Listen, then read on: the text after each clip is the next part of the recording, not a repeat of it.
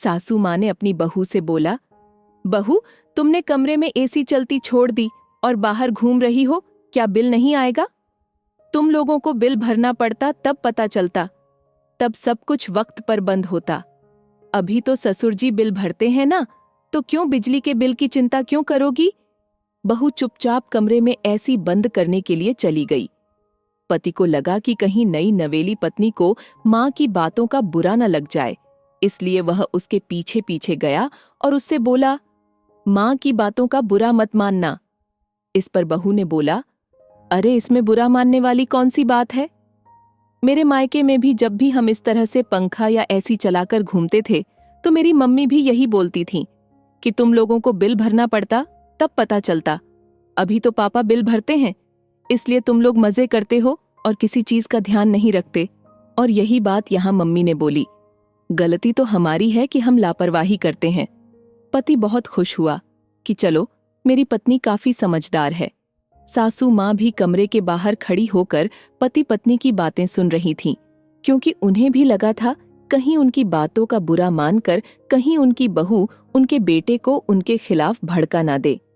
लेकिन उन्हें भी तसल्ली हुई कि उनकी बहू काफी समझदार है। इसी तरह एक दिन सासू माँ काफी देर से फोन पर बातें कर रही थीं और उनका खाना ठंडा हो रहा था।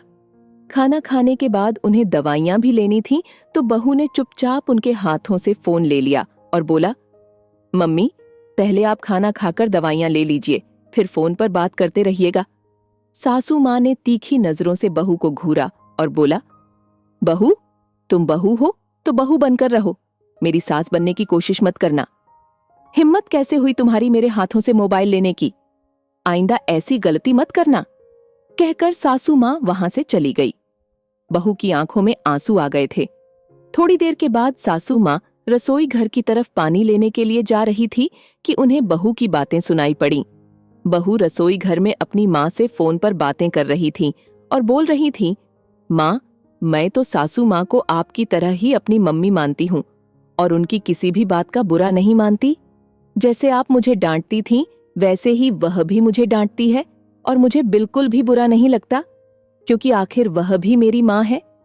लेकिन मम्मी, वह मुझे अपनी बेटी की तरह नहीं मानती। मैं आपके हाथों से फोन लेकर पहले खाना खाने के लिए जब भी बोलती थी, आप कितने प्यार से मेरे सिर पर हाथ रखकर बोलती थी, मेरा कितना ख्याल रखती है तू। लेकिन जब सासू माँ के साथ इसी हक से मैंने फोन लेकर खाना खाने की बात कही, तो सासू माँ ने मुझे बहुत जोर से डांटा और बोला, बहू हो तो बहू बनकर रहो, सास बनने की कोशिश मत करो। मम्मी, मैं तो बस इतना चाहती थी कि वह वक्त पर दवाई ले लें। लेकिन मम्मी, आज मुझे समझ में आ गया, बहू चाहे कितनी भी कोशिश कर ले सास ससुर को माँ बाप मानने की, लेकिन सास ससुर कभी भी बहू को बेटी जैसा प्यार और हक नहीं दे सकते, बल्कि वह हमेशा उसे एक बाहरी सदस्य ही समझेंगे। खैर, मैं तो अपनी तरफ से आगे भी कोशिश करती रहूंगी। अब सासू माँ की मर्जी कि वह मेरे साथ कैसा व्यवहार करती है। कम से कम मुझे यह तसल्ली तो रहेगी कि मैंने अपनी तरफ से हर मुमकिन कोशिश की है इस घर को अपनाने की। लेकिन अगर एक सीमा के बाद भी मुझे नहीं अपनाया जाएगा तो फिर मैं भी स्वतंत्र रहूंगी अपने फैसले लेने के लिए, क्योंकि आखिर मेरा भी एक आत्मसम्मान है। सासू माँ ने रसोई के बाहर खड़ी होकर यह सारी बातें सुनी और उन्हें अपनी गलती का एहसास भी हुआ। उन्हें समझ में आ गया कि यदि रिश्तों को बचाकर रखना है तो अपने व्यवहार में सुधार लाना पड़ेगा और बहू को उस घर की बहू होने का सम्मान देना पड़ेगा, क्योंकि रिश्ते दोनों तरफ से चलते हैं, एक तरफा रिश्ते बस ढोए जाते हैं। और सासू माँ ने बहू को गले से लगा लिया और बोला, बेटा, आज से तू ही मेरी दवाइयाँ टाइम पर दिया करेगी, और अगर मैं देर करूं तो मुझे अपनी मम्मी की तरह डांट लगाकर दवाइयाँ खिला देना, क्योंकि अब तुम ही इस घर की बहू हो और इस घर की जिम्मेदारी तुम्हारी ही है। इस घर को बनाना और बिगड़ना अब तुम्हारे हाथों में है। बस यह समझ लो, मैं हर कदम पर तुम्हारे साथ हूं। सासू माँ ने अपनी समझदारी से रिश्तों को बिखरने से पहले बचा लिया और साथ ही अपनी गलती भी सुधार ली और एक परिवार टूटने से बच गया।